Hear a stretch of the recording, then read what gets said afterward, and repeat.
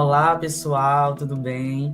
Eu sou Pedro Silva, sou estudante de Biologia, Ciências Biológicas aqui da UFPE, Universidade Federal de Pernambuco.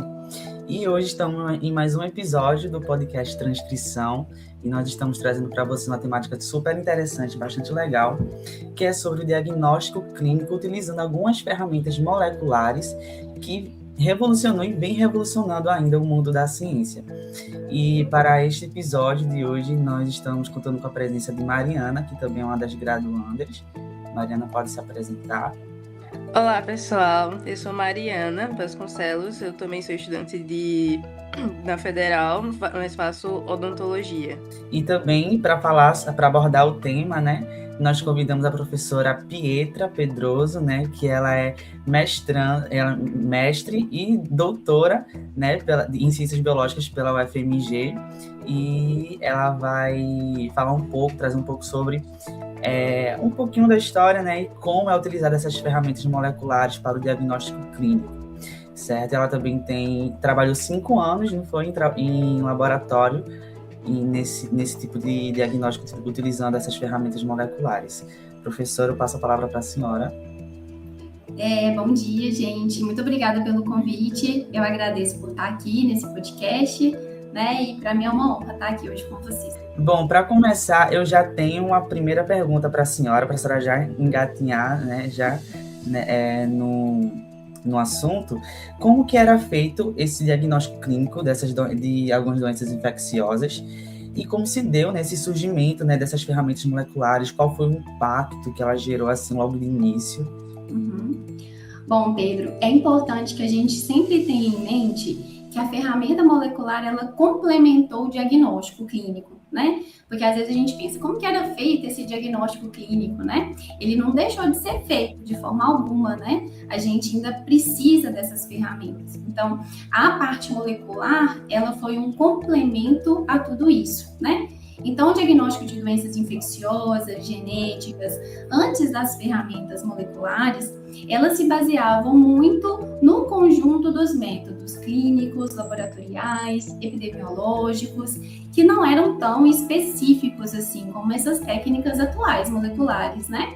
Mas elas permitiam, então, uma razoável condição, né? Então, como que era feito, né? Mas ainda é, né? Vamos lembrar que isso ainda é muito importante, né? O diagnóstico molecular, ele nunca vai derrubar a parte clássica, principalmente, né? Eu sou da microbiologia, né? Meu coração é bacteriano, né? Então, eu gosto mais de falar com relação às doenças infecciosas. Então, é claro que a avaliação clínica, ela é a base de tudo, né? Quando a gente fala, então, no contexto de um laboratório clínico, nós temos a parte, né, que é a parte pré-analítica, né, que é a parte que vem antes do processamento da amostra ali no laboratório. Então, ela começa desde os sinais e sintomas do paciente, da avaliação clínica, né? A gente não tem um ditado da medicina que a clínica é soberana, não é?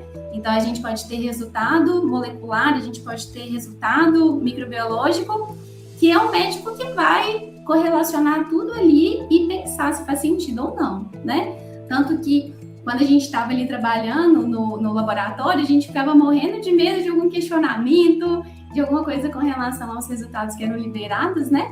Mas isso faz parte. Quem está vendo o paciente é que manda, né? É que vai ver se ali tá sentido aquele resultado ou não. Ele tem uma hipótese diagnóstica, né? Então, o médico, ele partia, mas ainda parte, né?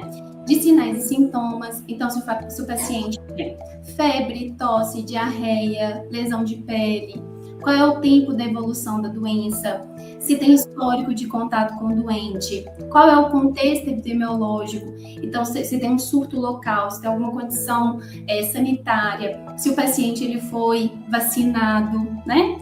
E do contexto de doenças infecciosas, a microbiologia clássica, né? Que ainda é muito importante.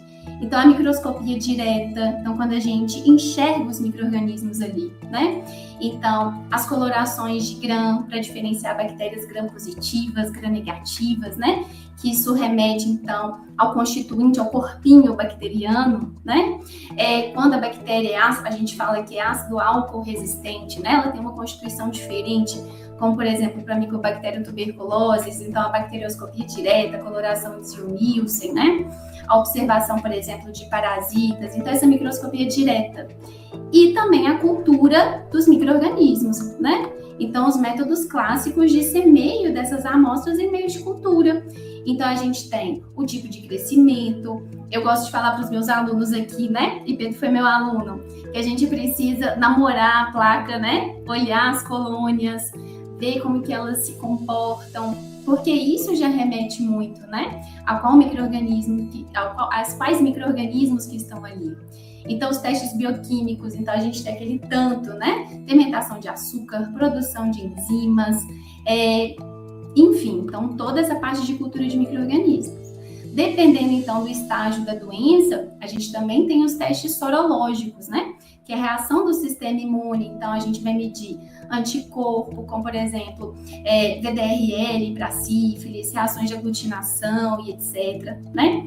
Agora, para doenças genéticas, por exemplo, a gente sai um pouco das doenças infecciosas, eram 3 pilares, né? Especiais.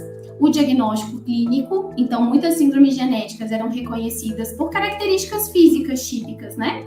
Como, por exemplo, a síndrome de Down, o atraso no desenvolvimento, malformação, padrão familiar, né? E muitas vezes o que o médico fazia era um heredograma, né? Para tentar entender o padrão dessa doença. Então, se era autossômico dominante, autossômico recessivo, ligado ao X. Exames bioquímicos, né? Muitas doenças estão relacionadas a alterações metabólicas. Então, dosagem de fenilalanina no sangue, né? Para fenilcetonúria. Erros inatos no metabolismo, etc. Para a citogenética, né? A citogenética, ela foi uma ponte para a era molecular, né? Porque foi possível visualizar os cromossomos, né? Ao microscópio. Então, por exemplo, a identificação dessas trissomias, etc. O que mudou, Pedro, com a biologia molecular? O que agregou? Então, a gente vai sempre lembrar. A biologia molecular, ela vai agregar a tudo isso que eu falei. Então, a gente não vai pensar como que era feito. A gente vai pensar como que ela melhorou o diagnóstico, tá? Então, o que ela fez? Elas trouxeram um diagnóstico muito mais rápido, né? Então, o Covid aí, né? Todo mundo sabia o que era um CQ, o que era um CT. O pessoal ligava no laboratório, qual que é meu CT? Já é craque em real-time PCR, né?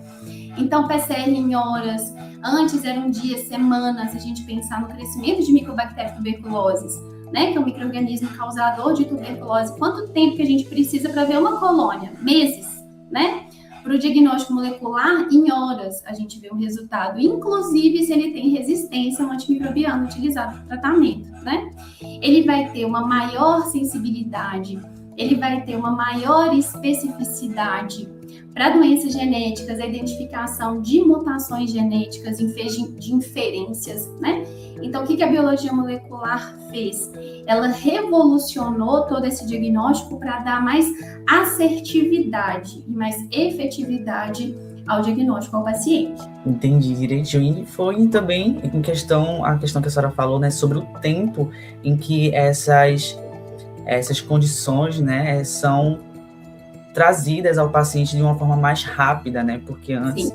era um diagnóstico muito lento, né? Posso dizer assim, né? Sim. Era demorado, e agora, em questão de minutos, ali Sim. mesmo com a PCR, por exemplo, a gente já consegue ter um resultado bem preciso e rápido, né? Sim. Quando e como as técnicas de biologia molecular começaram a ser aplicadas na rotina clínica? Tá certo, Mariana. Essa incorporação, ela não aconteceu de um dia para a noite, né?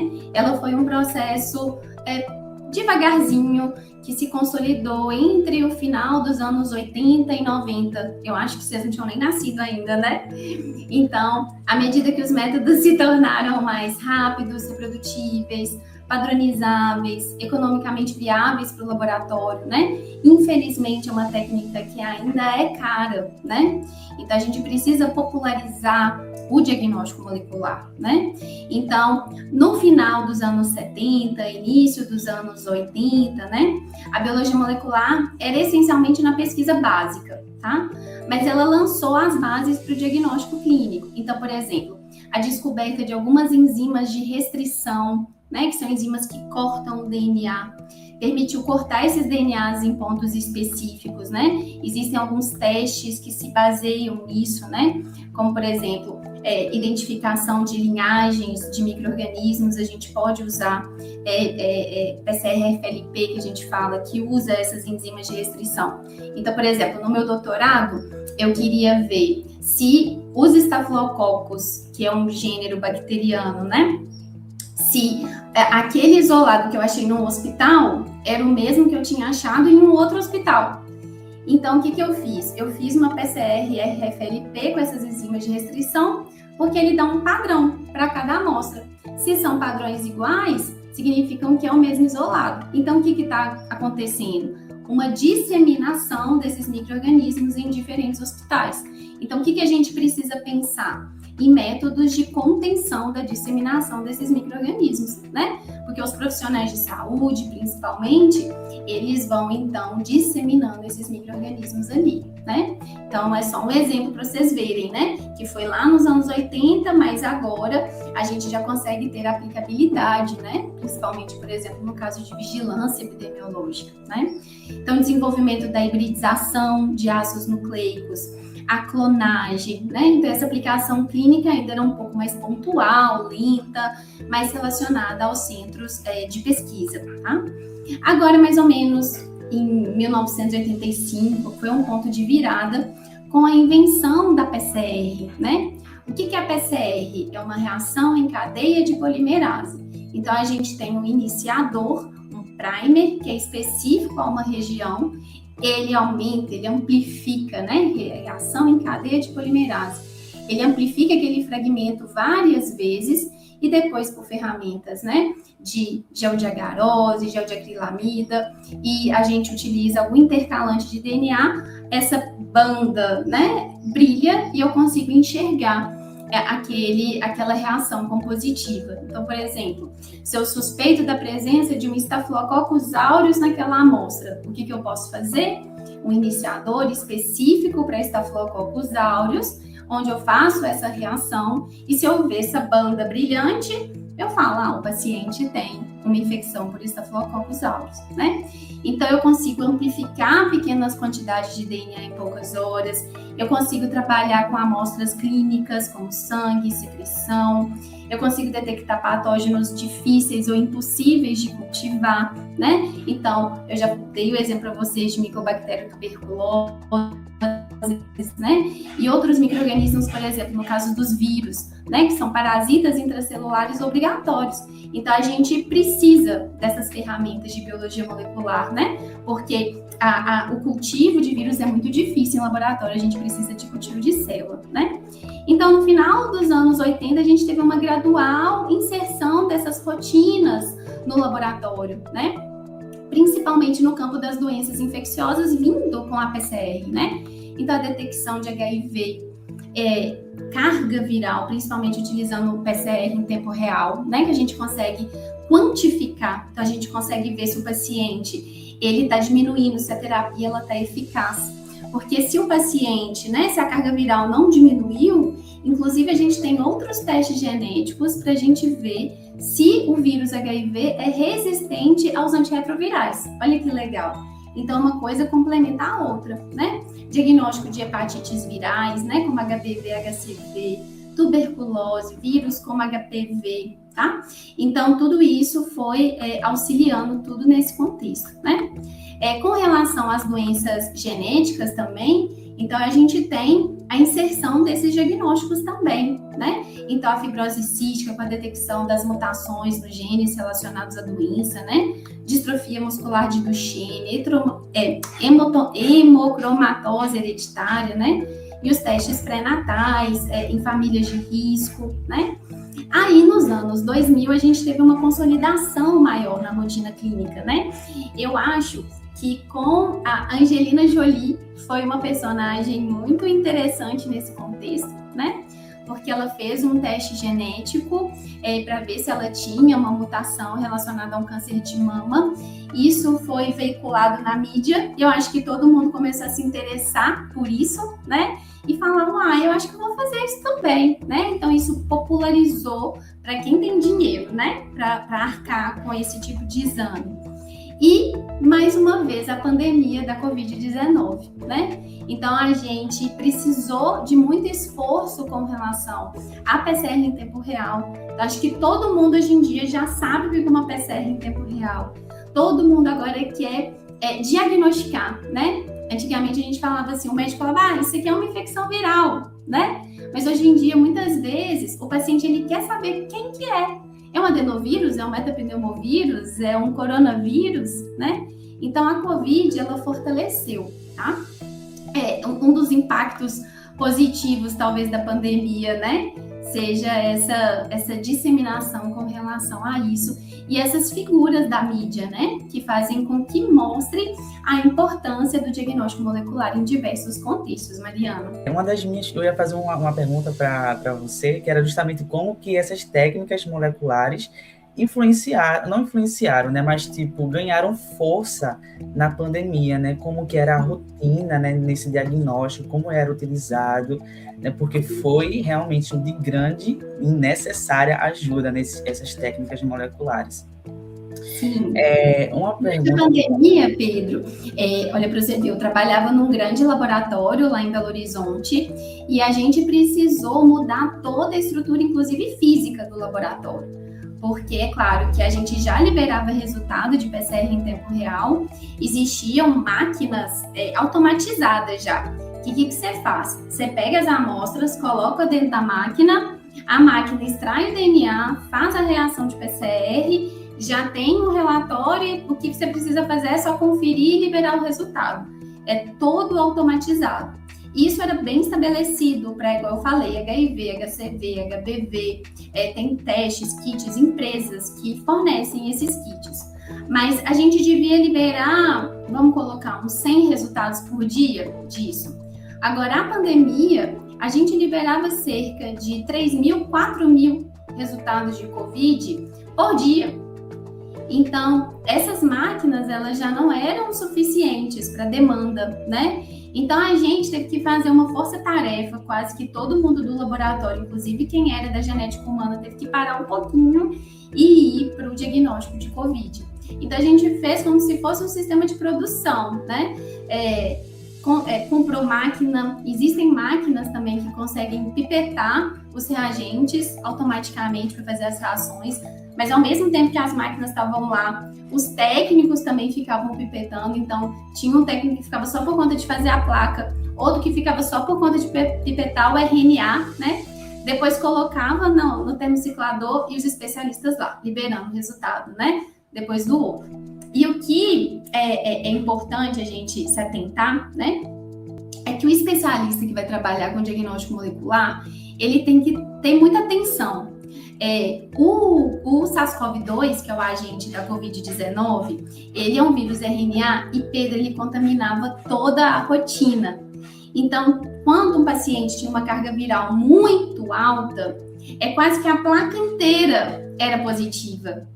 Então, a gente precisa, com a prática, a gente vai vendo uma curva. Como é que é a curva de amplificação real?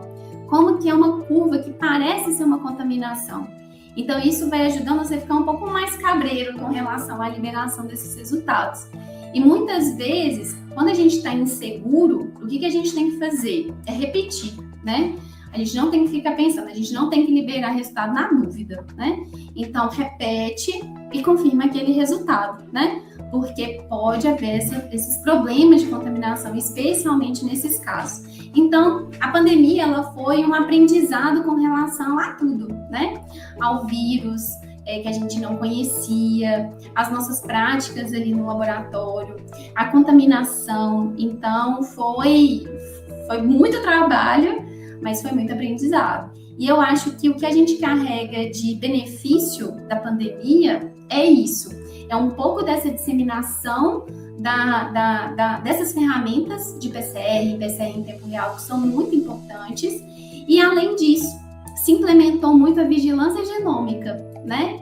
Então, o Ministério da Saúde comprou sequenciadores para cada LACEN, né, das unidades federativas do Brasil, e investe na vigilância genômica, né? Seja de dengue, de febre amarela, de vírus oropouche.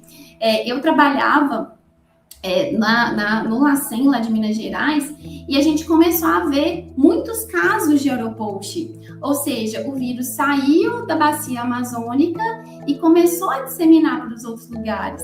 O que isso faz? Olha, médico, essas sintomatologias, pense em febre oropouche, porque ela está chegando, sabe? Dengue, a gente conseguiu ver aumento de dengue tipo 3 lá em Minas Gerais, que não era o que circulava mais na região. Ou seja, política pública, vai vir um novo surto, né? Cândida auris, a gente teve aqui em Pernambuco um surto assim grave, né? Em Belo Horizonte a gente teve um caso. A gente conseguiu identificar resistência aos antifúngicos, Pedro, em menos de 48 horas. Então, a gente sequenciou uma amostra que não tinha ponto de mutação de resistência. 48 horas depois, a gente continuou coletando a cultura de vigilância e a gente viu, ou seja, vigiar, né? Estar permanentemente olhando, observando o que esses micro-organismos estão aprontando por aí, né? Se a gente tivesse essa vigilância bem estabelecida, será que a gente teria passado, né, por essa pandemia tão horrorosa que a gente passou, né? Então, isso tudo foi conhecimento, isso tudo foi melhorando, né? Para que a gente fique firme com relação a isso que pode acontecer no futuro, né?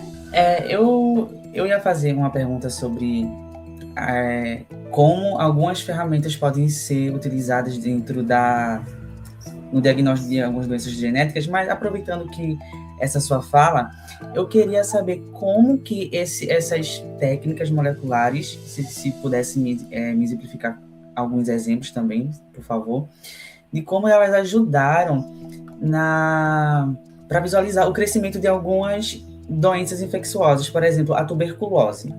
Porque a tuberculose, se eu não me engano, é pela bactéria, micobactéria, né? Tuberculose. Pode me corrigir se eu estiver errado, porque às vezes eu esqueço quais são as espécies. Antigamente era um caos, né? A tuberculose era um caos. Então, como que esses testes moleculares, eles ajudaram a monitorar, essa era a palavra, a monitorar essas doenças e também nesse diagnóstico, né? Já que você mencionou que agora está tendo um grande foco na parte da genômica, né? Agora a gente já entra um pouquinho na parte da genética de bactérias, né? Porque elas vão criando resistências e tal, através de conjugação, transformação, enfim. Então, como é que esses testes eles conseguem monitorar esse crescimento da resistência desses micro-organismos? Tá certo. Para o caso de Mycobacterium tuberculosis, a gente tem um fluxograma de diagnóstico. Você me perguntou primeiro com relação ao diagnóstico, né? Então, a gente deve seguir. Então, o paciente que tem suspeita, então vamos lembrar, né? O paciente, ele chega lá no médico, então ele tem sinais e sintomas característicos, ele faz uma radiografia, então o médico imagina ser tuberculose. Então, a primeira coisa que o paciente faz é coletar uma amostra de escarro, ele vai fazer uma bacterioscopia direta, ou seja, o especialista vai fazer uma coloração a fim de se enxergar esses bastonetes ali alcoácido resistentes na amostra, que é a baciloscopia direta. Ao mesmo tempo, essa amostra, ela vai ser levada a um teste molecular rápido, e isso já foi implementado no fluxograma de diagnóstico do SUS também, que é uma maquininha que chama de Inexpert. Ela é muito legal, Pedro, por quê?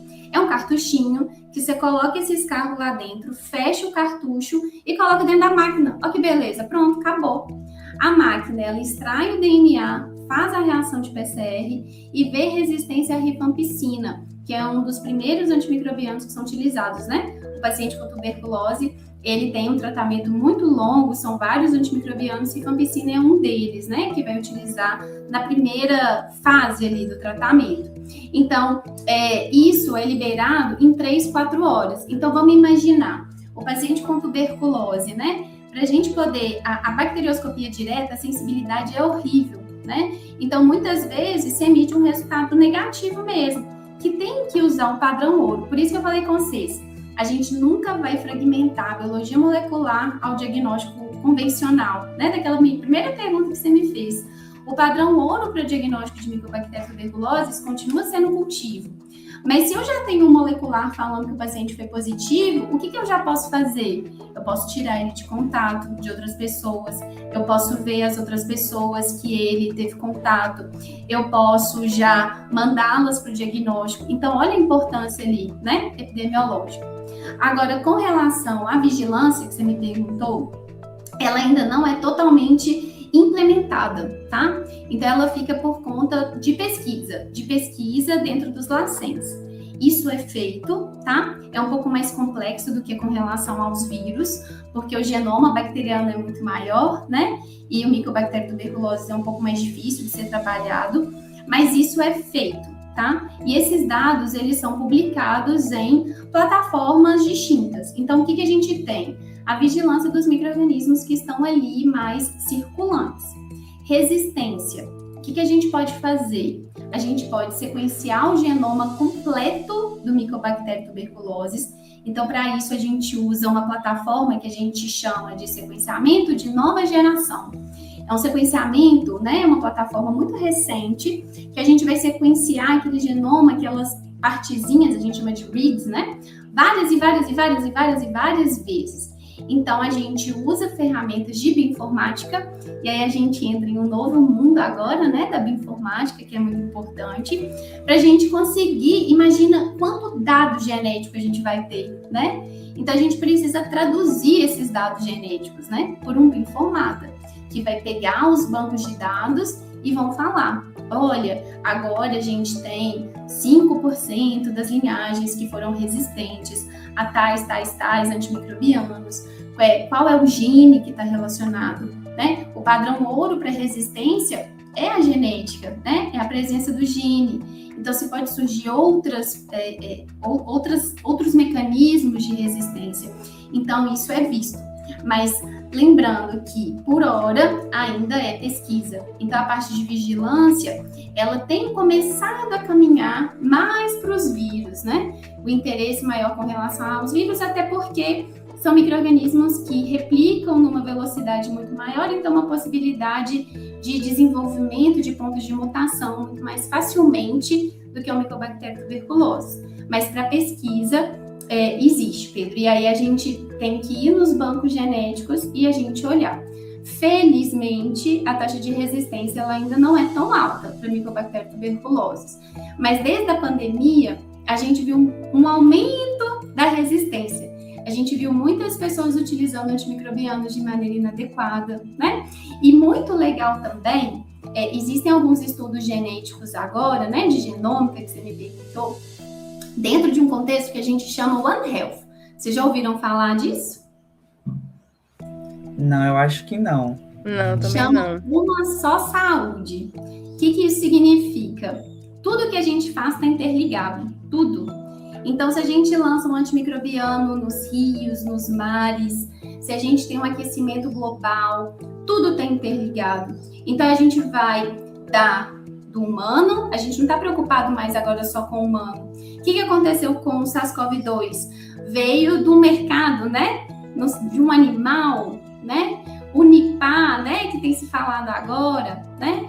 Então, a gente tem que se preocupar com a saúde animal, ambiental e humana, né?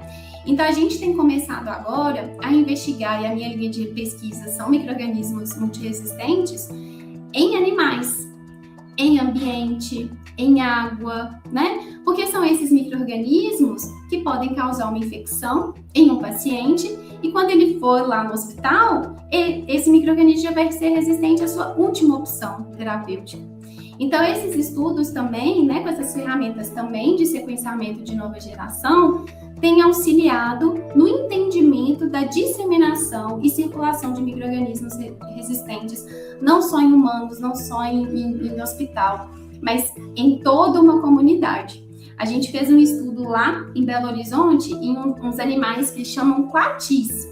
Eu acho que aqui seria como se fosse, timbu, não é? Aqui que tem para todo lado? Isso, é timbu.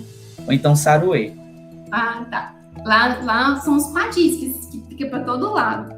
A gente coletou a amostra de suave retal de alguns coatis que ficam num parque. E, gente, a gente está tentando submeter o artigo. Vocês não imaginam o tanto de gene de resistência de microbiano que a gente achou em bactérias da microbiota intestinal. Então, é um novo mundo também que a genômica ajuda a entrar e ver como que está essa disseminação. Mais uma vez, para a gente ter políticas públicas, né, de qualidade, para a gente enfrentar, né, esse desafio que é a resistência antimicrobiana também, tá? Certo, eu entendi direitinho. Agora, entrando um pouquinho no mundo das doenças genéticas, das condições genéticas, quais são as principais ferramentas que são empregadas? E como que a gente que está na bancada, no laboratório, seleciona qual que é a melhor ferramenta para utilizar? Porque não são todas, né? Porque, por exemplo, se já é alguma doença de alguma mutação conhecida, eu já utilizo alguma técnica. Mas se eu quero avaliar alguma mutação nova, então já utilizar outra técnica, né? Então, como é feito essa seleção? Tá. Isso é uma ótima pergunta, Pedro, porque ainda tem muitas dúvidas com relação a isso, tá? Quando a gente está no laboratório clínico, tá? A gente não escolhe qual técnica que a gente vai usar. Na verdade, quem escolhe é o médico. Por quê? Quando ele prescreve o exame, ele já fala qual técnica ele quer fazer. Então, por isso, é muito importante a gente ter, e essa é um mundo legal para vocês, né, que estão se formando em ciências biológicas e querem se aprofundar um pouco mais nessa parte de assessoria científica, porque até os médicos às vezes não sabem o que eles vão pedir. Por que isso é importante? Porque quando vem a receita, né, e aí quando a pessoa lá no cadastramento faz o cadastro desse exame, ela vai cadastrar em uma sigla, que a gente chama de mnemônico, né?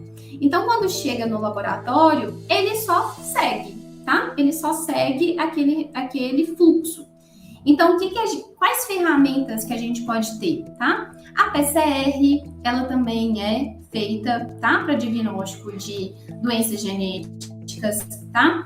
A PCR em tempo real, ela também é feita, tá? Para o diagnóstico. PCR multiplex, tá? PCRs point of care, PCR digital, film array também é utilizado. Sequenciamento de Sanger, tá? Sequenciamento de nova geração, que eu falei um pouquinho para vocês. A hibridização in situ, FISH, também é muito utilizado, tá? Na parte, então, de citogenética, a gente tem a citogenética clássica e, pasmem, tá? Para um especialista, para o laboratório falar que ele está apto, tá? Os meninos ficavam 3 meses cortando o cromossomo no papel, tá? E colando, desenhando, tá? Porque é muito complicado, tá? Então, a citogenética clássica, os microarranjos, os microarrays, o CGH, tá? São todas as técnicas que a gente pode utilizar, tá? E aí, o médico, o que ele tem que pensar? E aí, o que a gente vai entrar? A gente vai entrar nesse assessoramento, tá? Isso é importante. Então, eu quero pensar, por exemplo, no caso de uma doença, né? Ela está presente ou ela não está? Eu posso fazer uma PCR, né? Eu quero quantificar, né? Então, eu quero ver quantas cópias tem daquele gene. Eu posso fazer uma PCR, né? Eu posso usar, então, qual é a mutação que causa essa doença rara? Eu posso fazer um sequenciamento de nova geração. Há um rearranjo cromossômico, então essa doença é relacionada a um rearranjo de cromossomo, eu posso usar um FISH. Tem deleções, tem duplicações, eu posso usar o microarray. Agora, Pedro, o que é importante da gente pensar, tá? A gente também não vai entrar dentro de uma caixinha que a gente vai falar assim, chegou esse exame, eu vou fazer desse jeito. Não. Se eu acho que eu fiz e eu não consegui enxergar, o que eu posso fazer? Ligo pro médico. Médico, você pediu essa técnica, mas ela não foi a melhor. Eu te sugiro complementar com essa outra técnica. Isso é feito, tá? Então, muitas vezes no diagnóstico clínico, por exemplo, as meninas que trabalhavam lá com câncer, né? Às vezes era uma mutação que no sequenciamento de nova geração não conseguia identificar exatamente uma porçãozinha.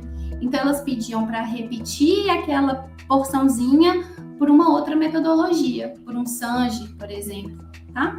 Então, isso você vai complementando para que você tenha um diagnóstico mais efetivo no final das contas, tá? Então, isso é feito. Agora, outro critério que a gente pode utilizar também, a urgência, né? Eu preciso liberar mais rapidamente. É uma rotina clínica, a rotina, né, de resultado de exame humano, ela é muito mais demorada, né? Então, ela vai demorar algumas semanas e tá tudo bem. Eu vou fazer uma investigação mais complexa, eu tenho essa possibilidade de conversar, então eu posso fazer o sequenciamento de nova geração. Até porque esses sequenciamentos, eles precisam de um número mínimo de amostras. Então, como a gente fala no laboratório, eu preciso fechar a rotina. Eu preciso fechar um número mínimo de amostras para se tornar viável, né? Executar essas amostras ali. Então, é mais ou menos assim, Pedro, que segue o fluxo, tá? Chegava muitos casos lá no laboratório de vocês sobre Turner e Down, porque essas são as desordens cromossômicas, né, que é chamado dentro da genética. A gente estuda muito isso dentro da graduação, né, na parte de genética, alguns professores lecionam. Então, chegava muitos casos desse tipo. Como é que era feito esse auxílio com essas ferramentas moleculares? Para Turner e síndrome de Down, o que era mais feito era com relação à citogenética clássica mesmo, né? Para enxergar, então, a presença desses cromossomos a mais ou faltantes. Mas eu ficava no diagnóstico molecular de doenças infecciosas. Então, lá no laboratório, eram vários subgrupos, tá? Então, a gente ficava dedicado a um contexto. Então, eu ficava com a doença infecciosa, outro grupo com paternidade, né? Que eram os testes lá para identificar quem é o pai, quem é a mãe, né? As doenças humanas, então, várias doenças humanas, doenças neurológicas, câncer, mas essas correlacionadas a aumento, diminuição de cromossomo, era mais relacionado à citogenética. O que é feito é um cultivo mesmo, né? Celular. Eu não vou saber ao certo, porque eu não acompanhei exatamente, né? Mas eu sei que no microscópio eles conseguiam ir separando esses cromossomos até conseguir enxergar. Era uma sala escura que ficava o pessoal no microscópio, assim, quase que a manhã inteira. E aí, por conta disso, né, como é um exame que precisa de muita atenção, as pessoas que trabalham com citogenética, elas trabalhavam 6 horas, elas não podiam trabalhar o dia inteiro, porque cansa muito a vista, né? E para sempre ter a certeza de que seria um bom resultado, né? Então, as pessoas que olhavam isso ficavam de manhã, iam embora, e outras pessoas chegavam à tarde para continuar os resultados. Mas é uma rotina normal, tá, Pedro, de diagnóstico. Uma coisa que eu achei interessante enquanto você falava, né, durante esse tempo, é que muitas técnicas que foram, assim, as precursoras, né, de todas as outras pesquisas que levaram à criação de outras técnicas, muitas ainda são utilizadas em alguns, claro que com algumas melhorias, né? Mas o conceito ainda é utilizado dentro de alguns casos, ou seja, não caiu em desuso totalmente, ela ainda serve para algumas coisas nos dias atuais, né? Mesmo tendo NGS, né? Sequência microarrays, enfim. Então, elas ainda continuam sendo aplicadas no dia de hoje. Eu falo, Pedro, que quem tem uma boa base de biologia molecular e genética vai bem em qualquer plataforma, porque é isso que você falou, a base é a mesma, né? Então, o entendimento do sequenciamento é o entendimento de uma replicação do DNA. é o entendimento da PCR. O que as pessoas fizeram, e eu acho que essas pessoas são muito inteligentes, né? É de observar isso e desenvolver tecnologias para melhorar o sequenciamento e ver todas essas letrinhas do DNA, né? A gente tem plataformas hoje em dia que são muito fáceis, rápidas, e que você consegue, a gente fala, preparar uma biblioteca, né? Que são como se fossem os nossos livrinhos ali, cheios das sequências de DNA ali marcadinhas, muito rapidamente, né? Em uma manhã a gente consegue, talvez, montar tudo, uma rotina de mais de 90 amostras, né?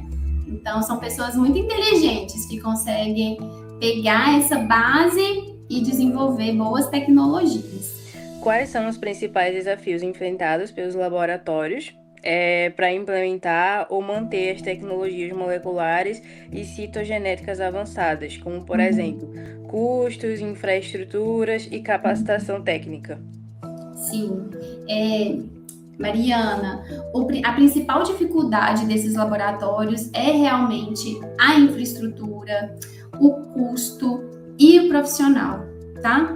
Então, o custo ainda é muito caro, né? As PCRs, a PCR em tempo real, o sequenciamento, são técnicas que são caras, né? O point of care, as maquininhas, os insumos são caros, né? Então, precisa de investimento, precisa de interesse, né?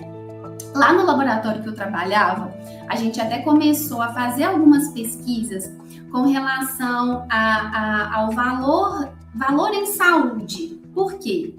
Muitas pessoas acham que o diagnóstico molecular é caro mesmo. Mas, se a gente for parar para pensar e colocar como se fosse uma planilha, né? A gente não vê aqueles custos de investimento, você tem que colocar na planilha suas despesas, suas receitas, não sei o que, não.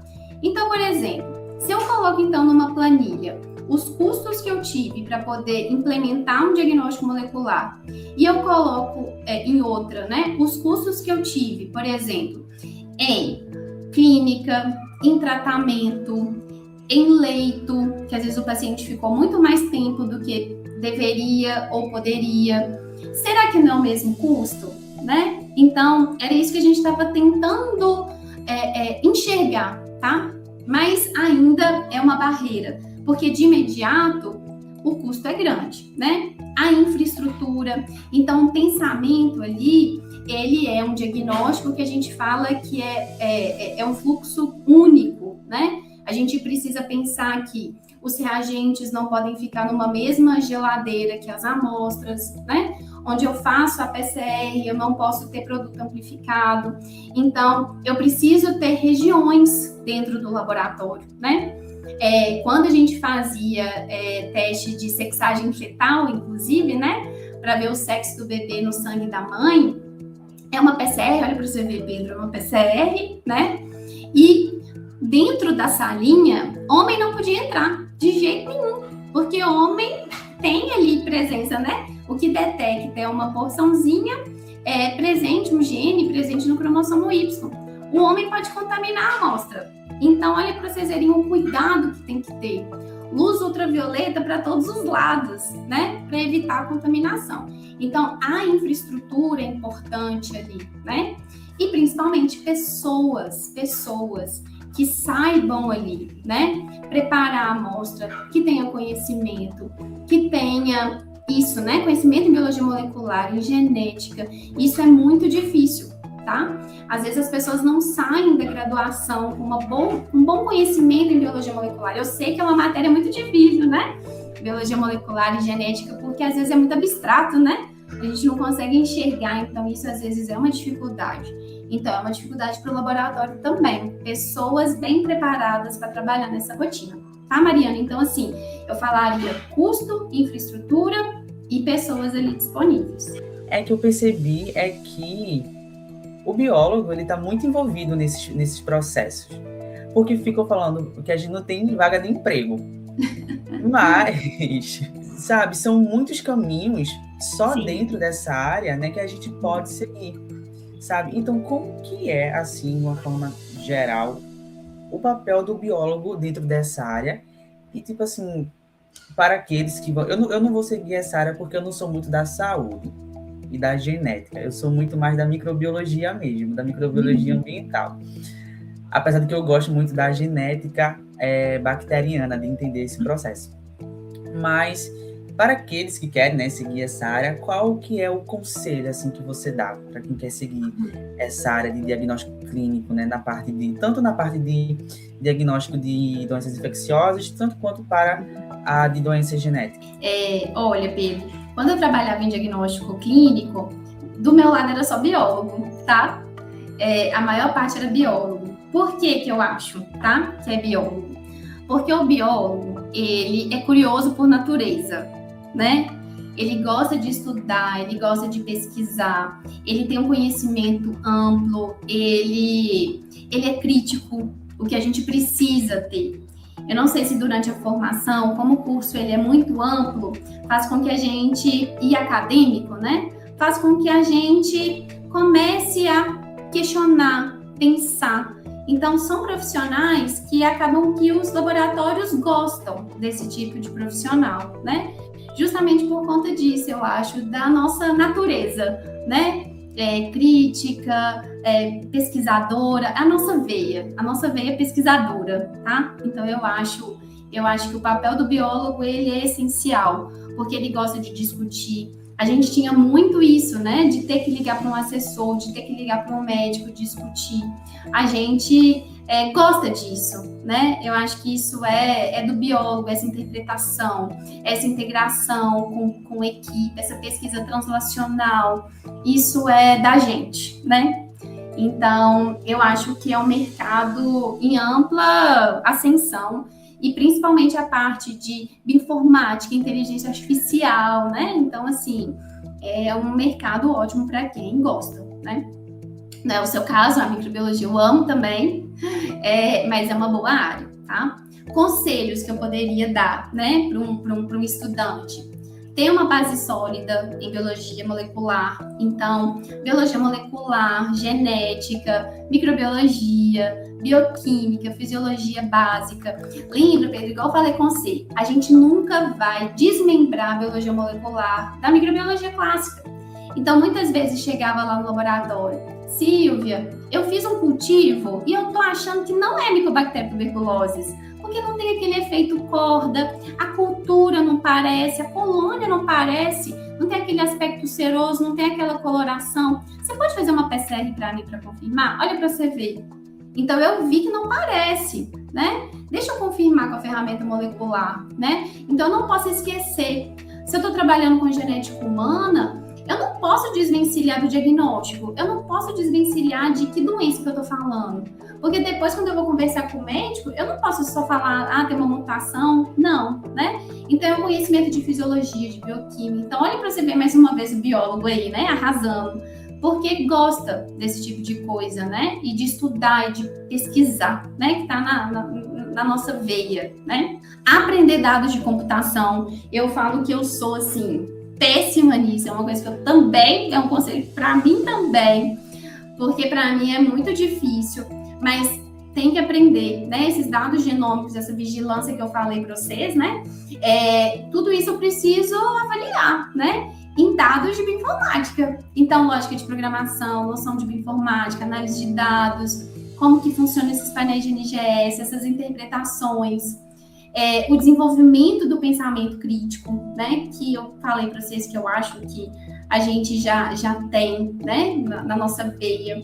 E assim que terminar a graduação, ou mesmo em estágio, buscar essa experiência prática, né? Então, ir lá, tentar um estágio em laboratório de diagnóstico molecular, em laboratório de genômica, em grupos de bioinformática, em hospitais universitários.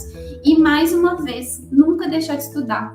Então, acabou a graduação, vou fazer uma especialização em diagnóstico, se é o que eu quero trabalhar. Eu vou fazer um mestrado em genética, se eu quero trabalhar com a parte de genética humana. Eu vou fazer um doutorado. Quando eu terminei as ciências biológicas, eu fiz um mestrado e doutorado em microbiologia. E aí, quando eu fui, né, entregar meu currículo lá no laboratório, eles levaram em consideração a minha experiência de mestrado e doutorado como uma experiência profissional, sabe? Então, muitas vezes a gente fala assim, eu tô na academia, eu não tenho experiência profissional. Lógico que tem. Olha o que eu falei para vocês que eu fazia, PCR em tempo real, Sanger, NGS, e o que você faz no laboratório, né? No laboratório, o que você faz? Você não organiza o laboratório? Você não tem que lidar com outras pessoas? Então, você não tem uma gestão de projeto? Você não tem uma gestão de pessoas?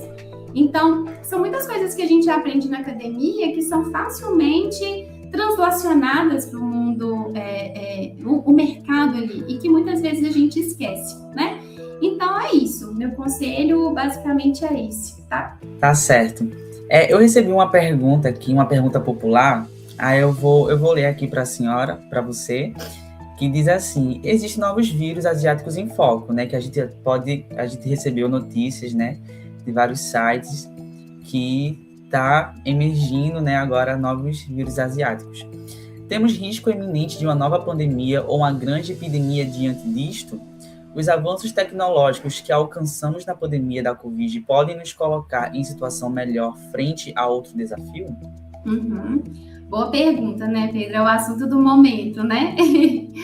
Com relação especialmente, né, ao vírus Nipah, o que eu tenho lido é que a forma de transmissão dele, né, não é a mesma da Covid, né? E é um vírus muito mais letal. Então, o risco de pandemia diante desse novo vírus, dito que esses novos surtos, porque é um vírus antigo, né? Então, diferentemente do SARS-CoV-2, não é um novo vírus, não tem essa disseminação. O SARS-CoV-2, eu acho que ele assim, se adaptou muito facilmente a gente, fez um carnaval dentro de nós e né, se expandiu muito rapidamente. Não é o mesmo caso. Então, a chance de uma pandemia por conta desse é muito baixa. Mas é claro que, igual eu falei, a gente precisa se manter vigilante, porque pode acontecer uma outra pandemia? Pode, né? A gente não está aumentando os nossos estudos com relação a essa vigilância. Então, os avanços tecnológicos que a gente alcançou na pandemia, sim, eles podem nos colocar em situação melhor. Quando a gente se põe numa postura vigilante, usando essas ferramentas de diagnóstico, né? Que é o NGS, para a gente ver como que está a circulação epidemiológica de todos esses vírus, a gente pode prever quem vai aparecer. E se a gente prevê quem vai aparecer, o que a gente pode fazer? Pesquisa de tratamento, pesquisa de vacina, prevenção. Então, tudo isso é muito importante, tá? Então, a Covid foi muito triste, mas ela também nos deu algumas ferramentas. De toda história triste, a gente também tem que carregar, né? A história, ela fala disso, né? Da gente nunca esquecer o que passou, né? Pra gente não repetir os erros passados, né? Então, a gente sempre vai carregar melhorias de uma coisa para outra. E a gente está agora em um outro contexto, né? Que a gente tem informática, inteligência artificial, NGS. Então, eles podem nos colocar, assim, numa situação melhor, frente a um outro desafio. Amém, se Deus quiser, né? Se a gente tiver bons governantes que colocam isso na frente, né? E que valorizem, né? A pesquisa, o diagnóstico, a vacinação, que é muito importante, né? Bom, eu acho que é só isso mesmo. Essa foi a última pergunta que a gente recebeu. Então, queria agradecer, né, por ter aceito o convite, Silvia. Né, eu acho que foi um episódio muito bom, foi um episódio carregado de bastante informação, né? Então, desde já agradeço a sua participação, né, por ter compartilhado conosco o seu conhecimento, tanto na parte de diagnóstico de doenças infecciosas, de condições genéticas, enfim, e trazer a sua experiência dentro do laboratório clínico, né?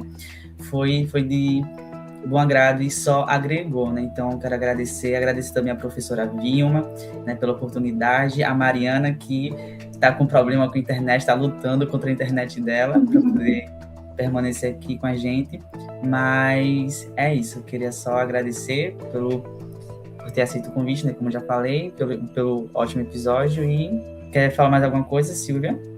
Eu que agradeço, viu, Pedro? Agradeço, Mariana, professora Vilma, o convite, e sigo à disposição, se vocês precisarem de mim. Estou lá no departamento de antibióticos, estou à disposição, viu?